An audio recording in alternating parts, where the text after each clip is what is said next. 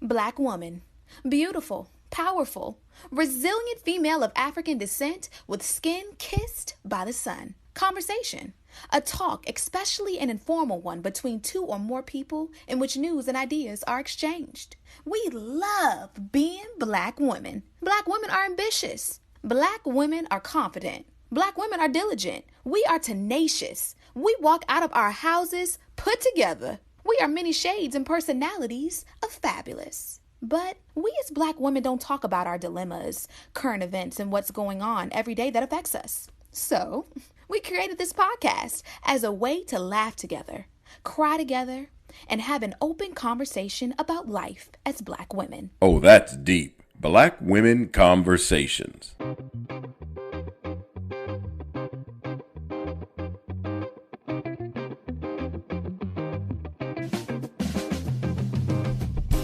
Hey, Nicole.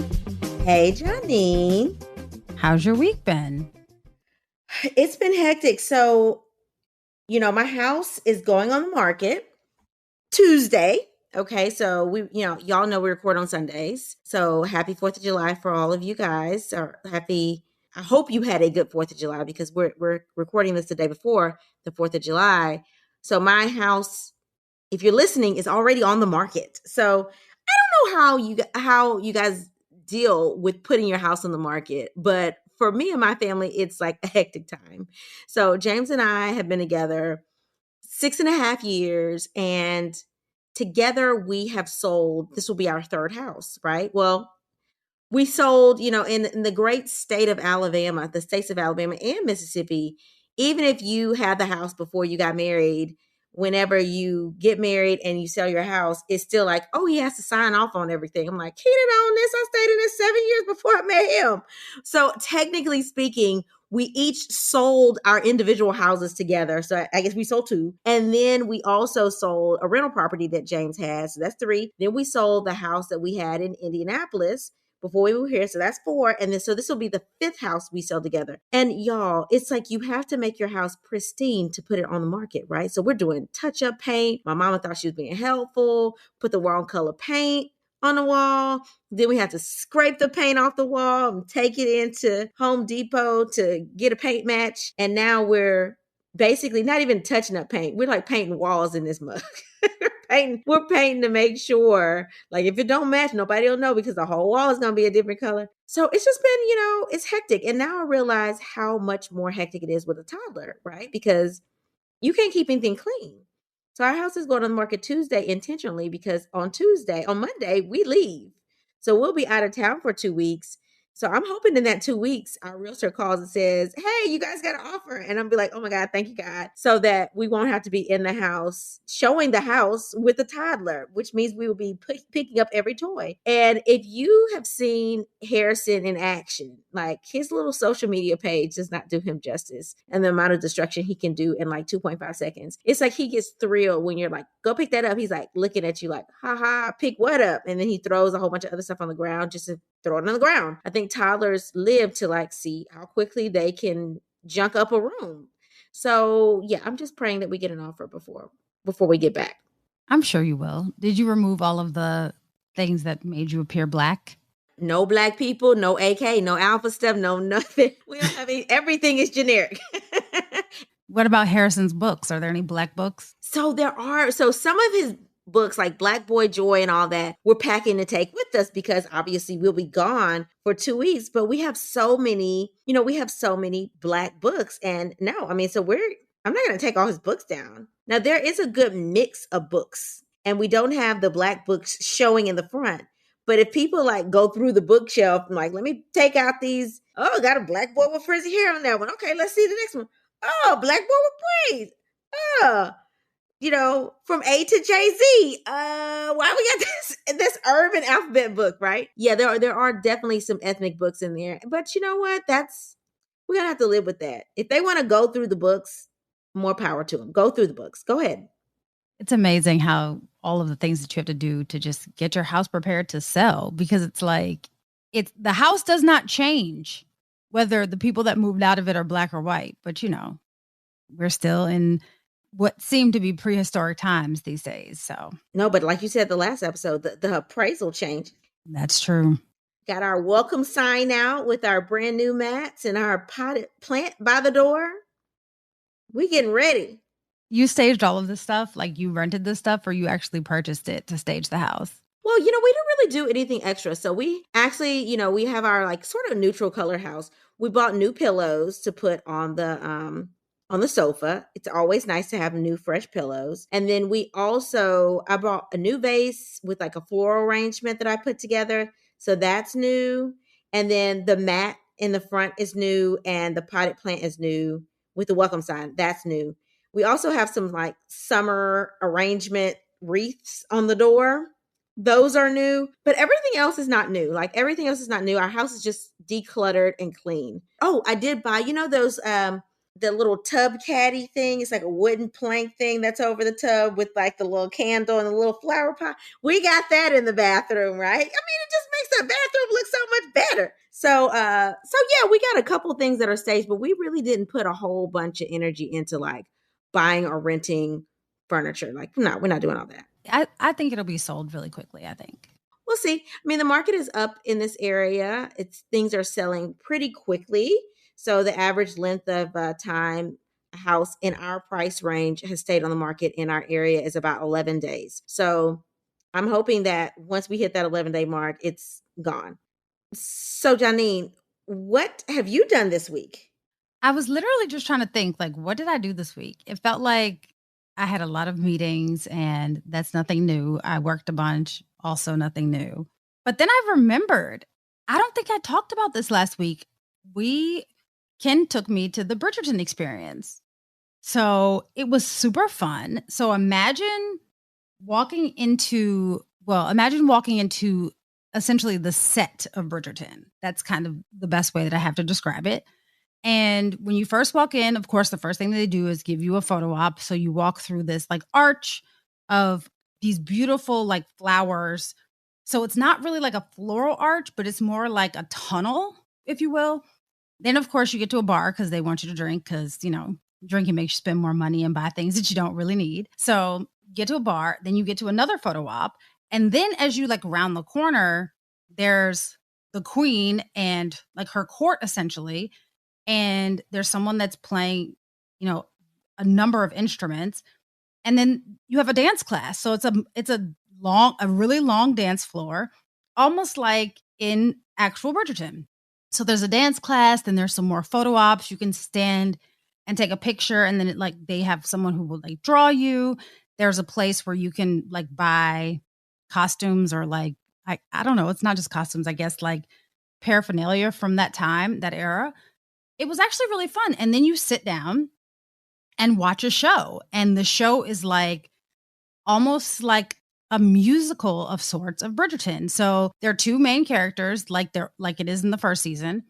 And you just kind of are narrated through. And then at the end, you meet Mrs. Whistledown. She comes out, like she narrates the entire thing. And at the end, when they introduce the cast, you meet her. It's pretty dope. I liked it. I think that's amazing. I love Bridgerton. I have not seen season 2 of Bridgerton yet. I need to binge watch it now that I am like real job free, right? So I need to catch up on some things during my travel assignments. The first travel assignment, Harrison and Mama come with me, but the second one, that'll probably be what I'll binge watch while I'm down there. That seems pretty dope. Listen, we'll have to post pics of you guys from your Bridgerton experience. Yeah, I'll share some of the pictures. And I too have to catch up on season 2 because I have not, but I hopefully will catch up on it between today and tomorrow because I have today and tomorrow off. So hopefully we need to catch up on a lot of things. The Shy is back. We have to catch up on that. Like it's so much going on. What? You are actually off? I am off tomorrow. Yes, I am off tomorrow. Ooh, they let her out, Lord Jesus. Thank you. Thank you. Because y'all don't understand. Janine is working like a house slave. She don't got no days off. And look, I'm not complaining because no days off mean that my team is booking more events. So I'm not complaining by any stretch of the imagination. The only thing that I'm saying is that like every now and then I like to say, it just feels good. So, and then I also realize all of the things that are ailing me while I'm taking some time off because I don't really actually feel anything wrong until it's like oh, you can lay down for longer than 5 minutes. So, yeah, it's helpful. All right, Janine. So, what's on your timeline this week? Okay, so Lisa is on our timeline this week. And no, not your mom, not Miss Lisa. Lisa. Now, I'm going to tell you who Lisa is. Lisa probably is better known to you, Nicole, and everybody that's listening as the McDonald's baby mama. Now, we were not able to verify whether this story was true or if this was a skit. We have no idea. But we do think it's an important topic to discuss, especially given the commentary that this sparked. So for those who may not have seen the video, Lisa seems to be Lisa, aka the baby mom, the McDonald's baby mama. She seems to be standing at the door of her apartment building where she apparently lives with her 4 children. And in the video, she seems to be waiting for her baby's daddy to pull up. So she said that she's waiting for him with the intention of exposing him. That's her words, not mine. So as she is standing at the door waiting, she's kind of narrating to us as she's waiting about her baby dad. And she is anticipating that he is going to pull up and bring McDonald's for her child. Not her children, but her child. And she says that he brings McDonald's for his son, but not for her other 3 children. So in the video, she talks about how she's tired of him just bringing food for his son and not her other children. Basically, she talks about how he's not worth anything and he's a deadbeat essentially because he only brings McDonald's for his kid. And what does he look like bringing McDonald's for his kid and not for the other kids? Okay, now that you got it. So he eventually pulls up and he pulls up in a modest car, I will admit. And he has on pretty modest attire as well. He has a single bag of McDonald's and a single, what appears to be large orange drink. And Lisa proceeds to tell him about himself. And she asks him, so what's in the bag? And he replies, it's what my son likes. And she says, well, where's the food for my other kids? She goes on to say, you should have brought food for my other 3 children. And he's like, well, I brought food for my child. Where are the fathers for your other children? And I would like to point out that he says fathers, plural. And then he says, those fathers should have brought their children McDonald's. I brought food for my child. And then she asks him a very valid question that as a mother, I probably would ask is, how do I look allowing my child, my one child of 4, to get McDonald's? And the other 3 children don't have McDonald's. So I think he says something to the effect of, well, tell him to go in his room and eat his McDonald's. And she was like, well, what does it look like that he has McDonald's and his siblings won't have McDonald's? The father comes up with a very reasonable solution in my mind. Well, tell my son to come down and he can eat the McDonald's in the car. And so she's like, you know what? Never mind. Give me the McDonald's.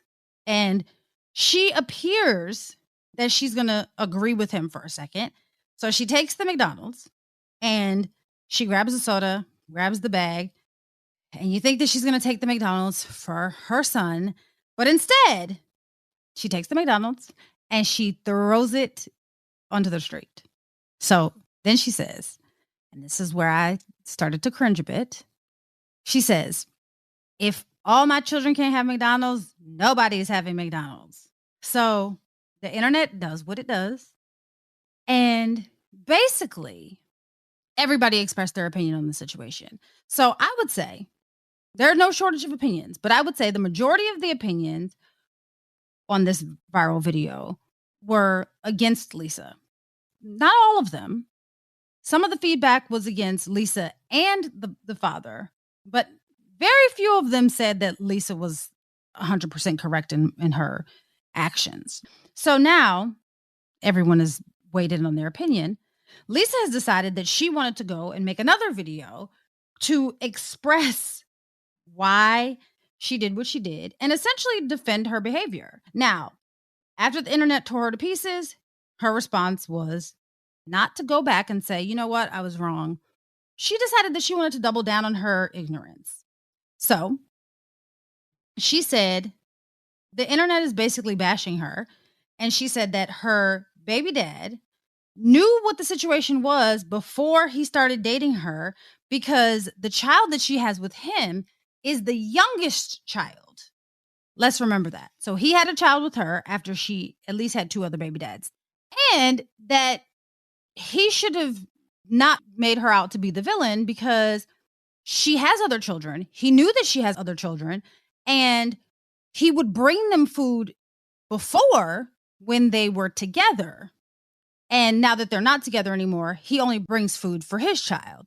She was saying that basically the kids have had to go through this process too of them breaking up, and it's not fair, and they shouldn't have to deal with it. She claims that he's being petty and unfair. And then she goes on to say, and this is the part that kind of stuck out to me, you can dib and dab when you want to do it, but then you can only bring food for your child and not the other kids.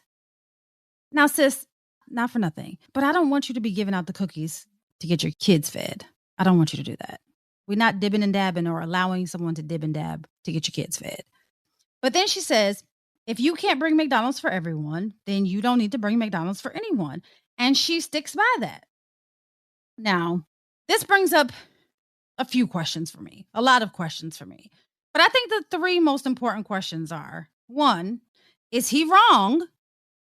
Is he wrong for just bringing McDonald's for his own child? I think the second question is, 2, if you feel he's wrong, is he obligated to feed the other children? And then 3, where does Lisa's responsibility lie in this situation? What do you think, Nicole? So, as a mother, I can understand her saying you can't do for one and not do for all. Okay. So I could see if he was picking up that one child and bringing his son to go get McDonald's. Like he's spending quality time with his son. His son likes McDonald's. He goes get son McDonald's. They roll around. They go, to trampoline park or whatever, jump around, and he brings the child back. The child has his McDonald's cup in his hand, left over, drinking the cup. And that, if that were the case, no, he would not be obligated to bring the other 3 kids anything, right? He spent time with his child. His child brought leftovers of whatever in the house from a good time with his dad. The problem I have with this is that you're going to start some stuff, right? Everybody else is eating whatever's in the house. They eat noodles. They eat a pot pie. They eat bologna sandwich.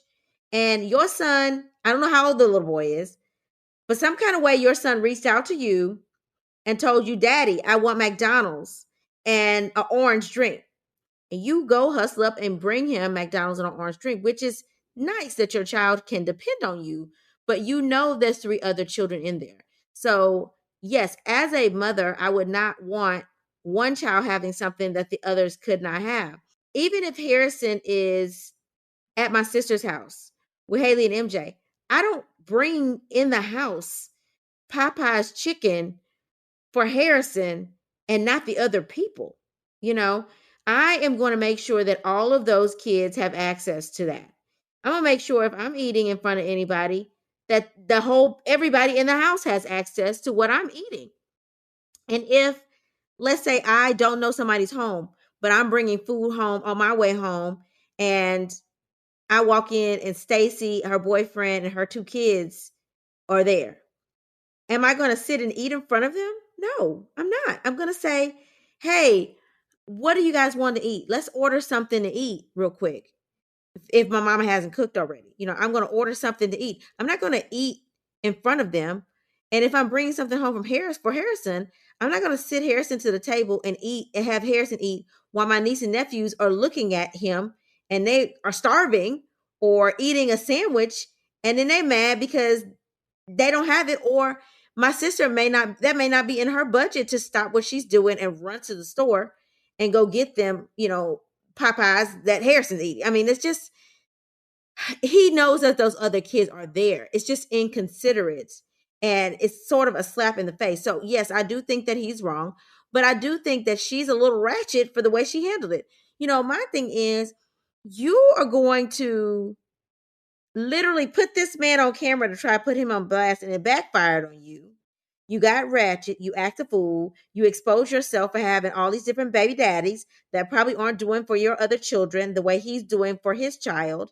Now, what you could have done is taken the McDonald's and eaten it yourself in your bedroom or something, but throwing it in the middle of the street is uncalled for. And I would have told them, I would have brought it to my room, and I would have said, kids, get your coats, let's go get something to eat.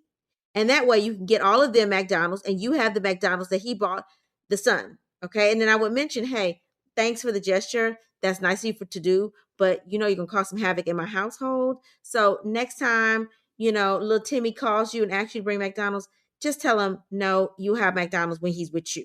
Like, don't cause havoc in my household. So he looks like he's the golden child in here, and all the other children are looking like, well, my daddy don't care about me. And that may not even be the case. Their dads may not be available, to stop what they're doing and bring the McDonald's. But kids don't process things like that, depending on how old they are. They just see that I'm sitting up there looking like the lonely puppy while my brother is eating McDonald's crispy fries.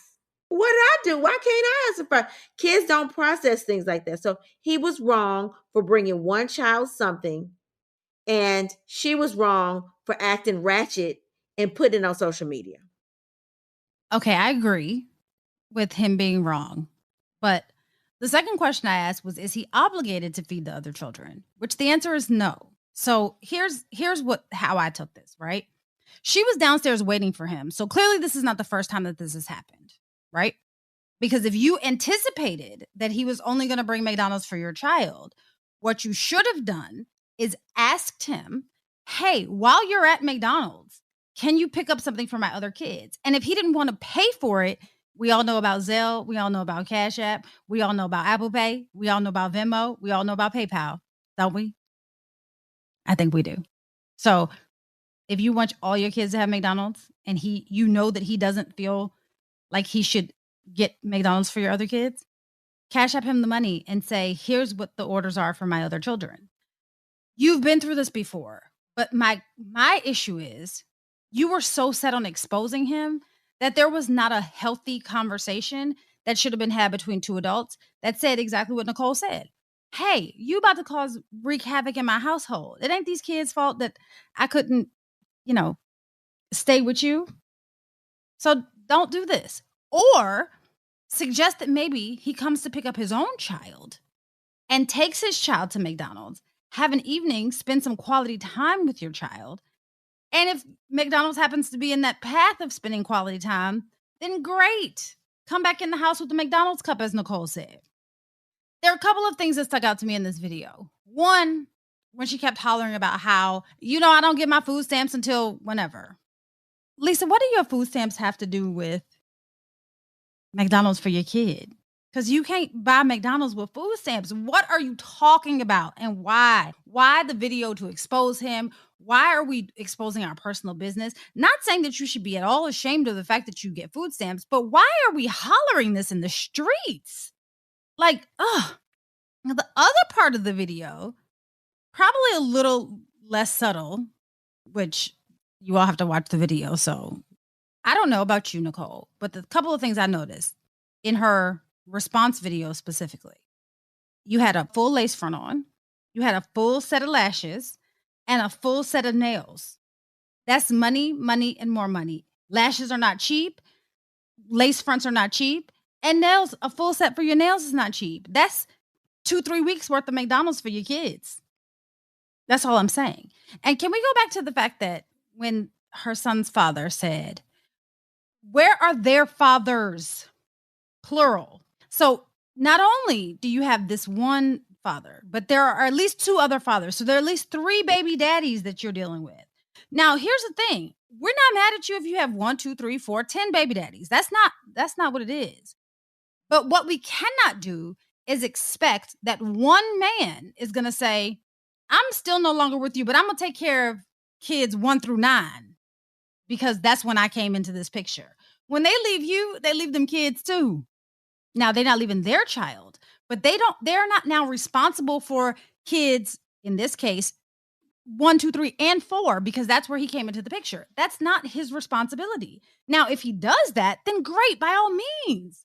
Amazing. But what we can't do is hold the cookies over his head so that he can then take care of these other kids, because we really cannot put our intimate relationship and our wanting to have some fun and in some entanglements in with how our kids are being fed, taken care of, or co-parented. That's just not how this works. And I wish that we would just stop intermingling the two. If you want to let him dibble and dab, that's fine. But that has nothing to do with how he treats your children, including the one that is his. And can we stop this? Because him dibbling and dabbling doesn't mean that he's going to be a better dad. Not to his kid or the other kids. That's all I'm saying. Dibble and dab.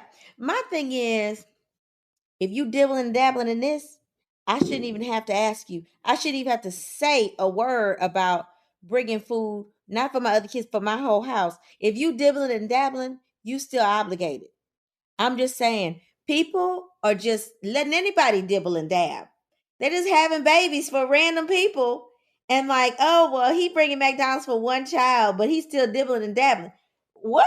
Are you crazy? I don't know, y'all. Listen, I'm not judging, but y'all have got to stop letting people dib and dab and everywhere. Like it's a dib dab. Like when I think about it, I think about one of them bingo dabbers, right? Those old school dabbers that you know under the B9, you know, like you dab. It's just something to play with, right? You dab, dib and dab on the bingo board. This is not bingo. What are y'all doing? He dib and dab. We're not serious, but I got all these kids to take care of, but we're not serious. We just dibbing and dab. What? And then you got 3, 4 babies and you putting your business out. Now we know you live in check to check. Janine don't know. She said, what's food stamps got to do with McDonald's? Girl, she gonna sell some of them stamps so she can get cash so that she can go get her lace front, her hair, her nails. She gonna treat her kids to Burger King, McDonald's. Listen, I know the game. Okay. You don't have to fool me. Listen, I grew up rough. I know. So I know what she gonna do with that food stamp card. Okay, but y'all gotta stop doing that. You know, we gotta stop living check to check and spending our money, our kids' money on unnecessary stuff. You know, your lace front, you know, get you one good wig, keep that sucker clean, curl it up, put it on when you need to go out. You don't have to buy a brand new wig or get a brand new wig every time you need to go somewhere. You don't have to have those long acrylics that you pay $10 a decoration on each nail. You don't have to do that. Okay. You can keep your nails manicured and neat without doing all that extra. It should cost you $200 to get your nails done. Ooh, I'm on a soapbox. I'm going to help somebody. I'm helping somebody. Okay. But she putting too much business out. So people are like, oh, why y'all judging her like that? Well, she judging herself. She putting all her business out like that. We got to stop doing that with social media. Just putting all of our business out on social media. And then you get mad when somebody says something. You can't get mad. You left it up to public opinion. So we're sharing our public opinion about your situation. Yeah, I mean, look, I don't know the food stamp game, but let me tell you this. That wasn't as much my concern as you are trying to expose this man. Self-admittedly, you're trying to expose this man. We don't know if it's this man's last dime, if it's his last his last moment. Like, we don't know anything about this man. That's why I made it a point to say he drove up in a modest car. He wasn't driving any luxury vehicle.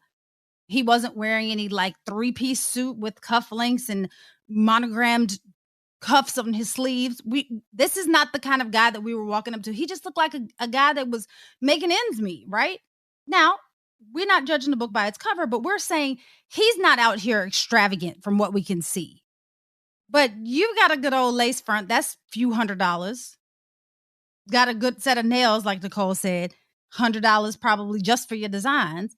And we all know that lashes cost a few $100s. So what are we doing? That's McDonald's for a week for each one of your kids. That's all I'm saying. You know, the lashes, you can get lashes cheap now. You know, at the little hair store, you get the strips for $2-3. That's a fry. That's a happy meal for your child. You still thinking about lash extensions. You know, when you talk about the strip, girl, that's a strip she got on. They're not lash extensions. That's why they look like caterpillars. I can't with you. Anyway, Janine, you ready to talk through some of these letters? Yeah, let's do it. Okay, so our first letter says, Janine and Nicole, my boyfriend and I have been together on and off for 5 years, consistently now for the last 2. We have a 3-year-old son together. This year for family vacation, I want to go on a Disney cruise. I know my son will love it. Plus, it'll give us some relaxation time. However, my boyfriend said his other baby mama said her daughter, who's 5 years old, can't go during the week I have planned. That was fine with me because that's less money out of our pockets.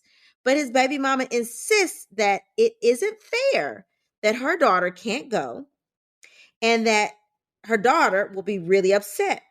My response was that we'd be more than happy to take her if she allows her to go the week I have planned. His baby mama said that's not possible because she's supposed to be at her cousin's birthday party that weekend. So this chick really expects us to cancel our plans because her daughter has a party. My boyfriend told me it's up to me, but I know us going will start some drama. What would you do, ladies? Would you lose the deposit, which is $500 a person, and try to find another cruise or move forward with plans as scheduled? Signed, Vicky. Okay, here's where Janine starts calling out titles, okay? Now, if anyone has ever worked with me knows me, I'm not a big fan of titles. But sometimes I'm very well aware you just got to pull out what these titles are so that you can say, "Nah, maybe it's not that important." So, first of all, this is your boyfriend. Y'all are not married. So, I'm sorry, and maybe don't take this out of the book of Janine, but this is what Janine would do. Janine is not losing $500 for anyone that she is not sleeping with, i.e. her husband, or has given birth to, which that doesn't exist. So let me go back, or that has not given birth to me. So if you're not my mama, my husband, or my child, and you just want me to lose $500, and then you're my boyfriend, and you want me to lose $500 over your raggedy baby mama, and I'm gonna call her raggedy because how dare you think that you have the audacity to ask me to change my plans because your child has something like a birthday party? Okay, so how old is this cousin? Is this her cousin's last birthday? No, it's not. She's not 99.5, about to turn 100. Okay, she's not. Okay, then we can miss the birthday party because there will be another. It's not a wedding. Even in a wedding, I might reconsider. But we're going to get rid of the raggedy baby mom. We just going to put her to the side real quick. Here's the bigger issue that I have. Your boyfriend, this is going to be very telling of how your relationship is going to be. And I'm going to tell you why. Because if your boyfriend and you decide that you want to get married, you already have a kid together, you decide you want to get married, this is how he is going to respond anytime there's a difficult situation between you and his baby mother. So he's not going to take a side. He's showing you this right now. He's going to leave it up to you. So you get to be the villain in this situation. It is not your responsibility to schedule your time as a family around his baby mom and his other child. That is not your responsibility. The fact that you even were willing to include her is admirable of you. Because I would have said, we're going on vacation. If you want your child to go, here's how much it's going to cost. I'm not paying anything for your child. You're welcome to come. We'll make space for her. But if you would like your child to go, unless your boyfriend wants to pay, I'm not paying for your child because that's why your child has his own mama, right? Now, if the child lived with you, it'd be a very different situation. So please don't come for me. But now she's like, oh, we want you to change the plans over a birthday party, over her cousin's birthday party. Now, girl, you being unreasonable. Cruises, vacations, those kinds of things are booked in advance. So you know when you have to go, you know when you have to come back, you know all of those things in advance. And we all know that booking travel and getting travel refunded and changed, and it's a hassle. Missing a birthday party, not that much of a hassle. Not sure how old your child is, But I'm pretty sure that her cousin and her cousin's parents will understand that the reason why she can't come is because of a pre-booked vacation. I'm sorry. I'm not giving the baby mom that much control over my household or my relationship or my vacations. So girl, don't you go at trying to lose your $500 per person. Cause his baby mom wants to be raggedy. And she gonna sit back and cackle about how y'all lost $1,500, maybe $2,000 if you already paid the deposit for the little one. Girl, go on that cruise with or without his other child. As it gets closer, if you say, I bet you, if you say you still planning on going on the cruise, I bet you all of a sudden she'll be available or the birthday party will change. All I'm saying, what do you think, Nicole? Oh, I 100% agree. Listen, if she can't go, oh, we so sorry. We know she's gonna be upset because Disney cruises are amazing, and Disney cruises are very expensive. And they're expensive for a reason. Like as soon as Harrison turns 5, but girl, we're going on a Disney cruise because they have their own little like stuff they get to do. You get to drop them off and leave. They don't even want to be bothered with you. There's like adult side and kids side. It's like one of the best cruises, at least I've heard, to go on as a family. Like the kids are entertained the entire time. They ain't worried about the parents, and it is worth every cent. And that's what I've heard. And so if you're talking about this expensive cruise, it's expensive when you got to pay a deposit of $500 a person. So yeah, no, it's a no for me. I'm not changing my plans. If your daughter, I would suggest talking to her and say, hey, why don't you let your daughter make the decision? Hey, you have a birthday party, but daddy wants to take you on a cruise. Do you want to go to the birthday party of your cousin or you want to go with daddy? And there that way the little girl makes her decision so she can't even be mad. Now, if she choose to go on the cruise, tell the baby mama, hey, buy a really nice gift for this child, and maybe she can spend the weekend before or after the Disney cruise with the cousin. Okay, spend some time bonding with the cousin over their really nice gift that you buy. But I would not change my plans. She can either come or not. The baby mama can either make accommodations or not. It seems like this baby mama is going to be um, less likely to be accommodating. So that's something you need to watch out for. And in the long run, who suffers from that? The child suffers because then the child's going to be like, oh, daddy didn't want to conclude me and stuff. So what'll happen is the mom will say, no, no, no. And eventually you'll be like, well, we're going to go. We're not even ask because we know she's going to say no.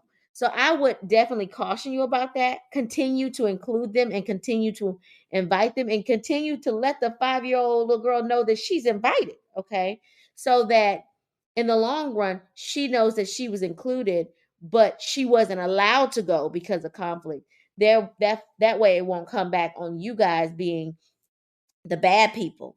I would also, like Janine said, this is going to be how your boyfriend handles situations. He's non-confrontational and he's not going to get in the way. That's either going to be a good thing or a bad thing.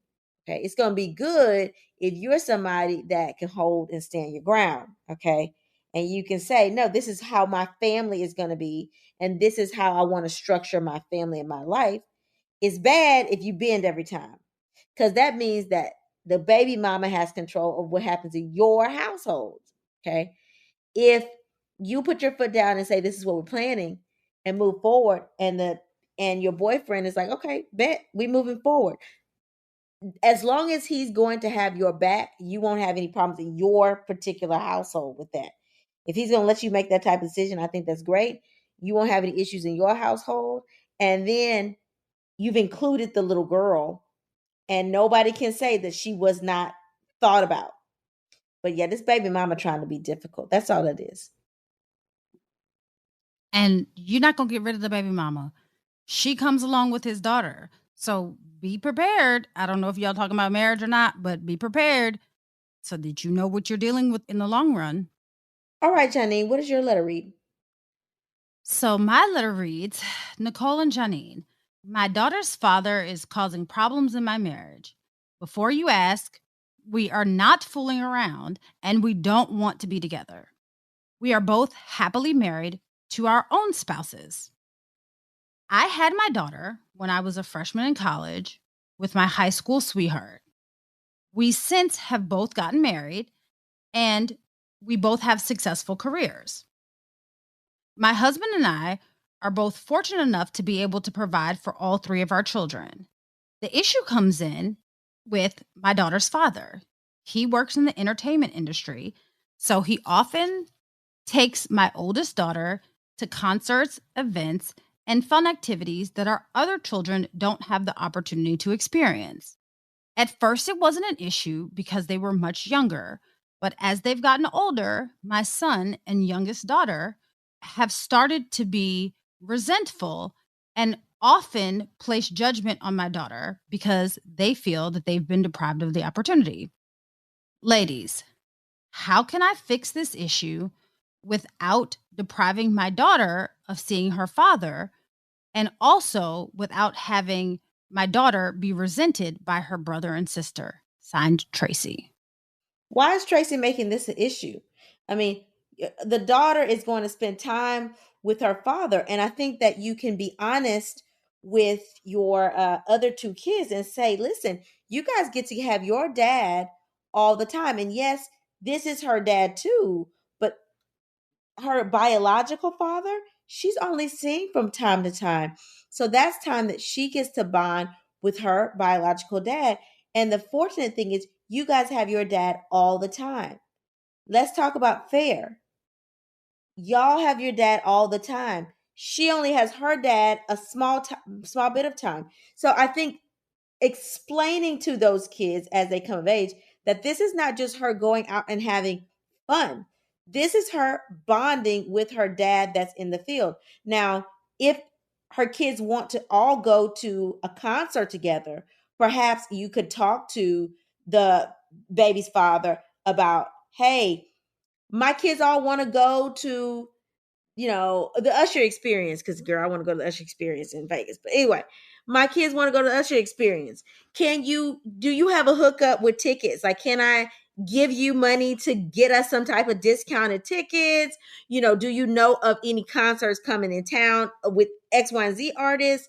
And then you can take everybody as a family to those type of concerts. But I would stress that, hey, she is bonding with her father.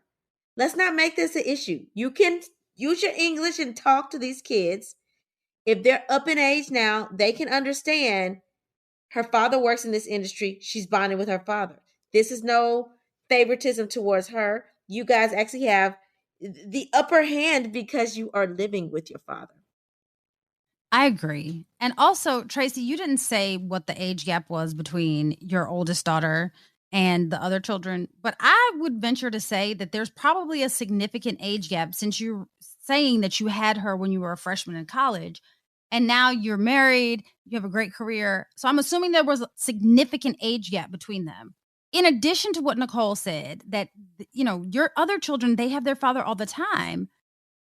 I'm pretty sure that your children are experiencing experiences as well. Because if you are taking your family out as a whole, you said that you and your husband provide well for your family, then they're experiencing things as well. So maybe in addition to the fact that you point out, in addition to what Nicole said, you point out the fact that they have a chance and an opportunity to do things as well. It's just not the same kind of thing.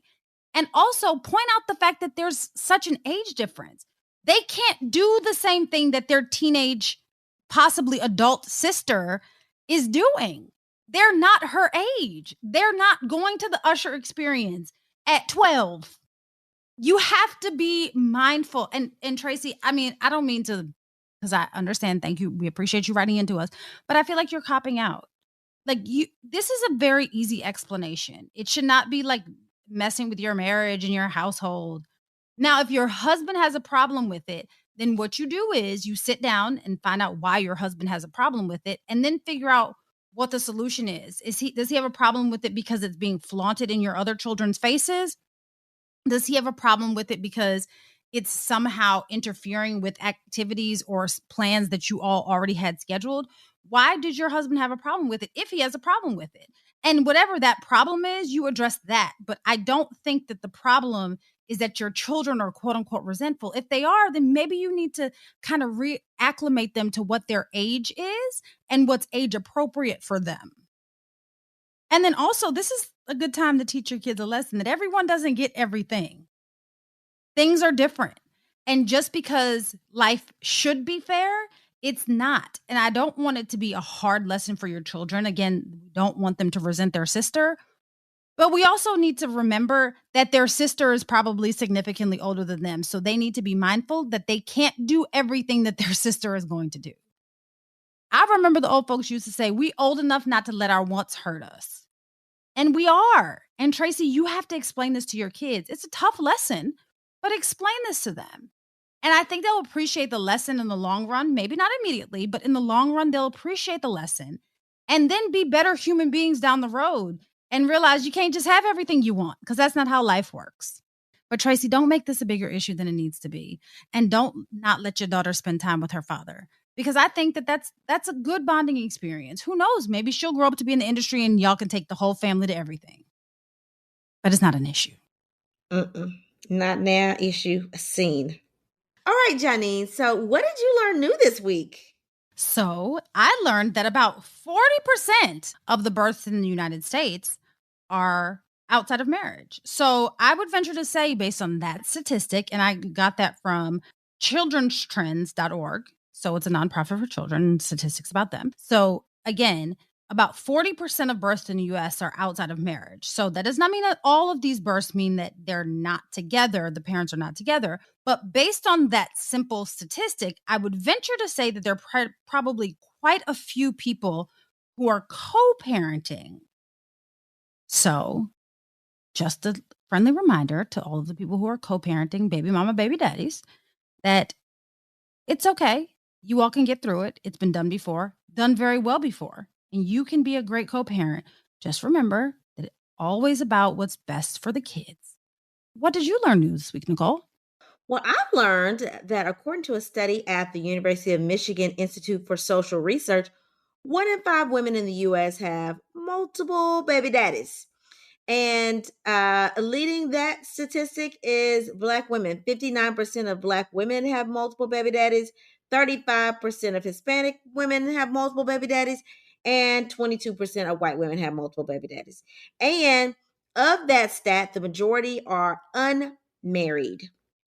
And that's important because sometimes you think, oh, of course, if you got married and then you got divorced and remarried, then you might have, a kid or two in your first marriage, another kid. No, this has never been married. Okay. Majority never been married, which I thought was very, very interesting. I just want you to say your famous line right there. It's coming in a motivational moment. Y'all ready for it? Let's do it. Ladies, we need to stop holding men to a higher standard than we hold ourselves. If we start being more selective and knowing our worth, then the one who earns our time will also know your worth and operate up to your standards. If you let him dibble and dabble a little bit without a commitment, don't be surprised when he only brings you a dibble and dabble of food, which shows a lack of commitment to your household. Wise up, ladies. We've got to be more selective with our time and our vaginas. Until we meet again. Pray, work, slay. And show off your melanated excellence. Bye. Bye. Oh, That's Deep, Black Women Conversations is produced by Nicole Lee Plenty and Janine Brunson Johnson. Executive producer, Ken Johnson.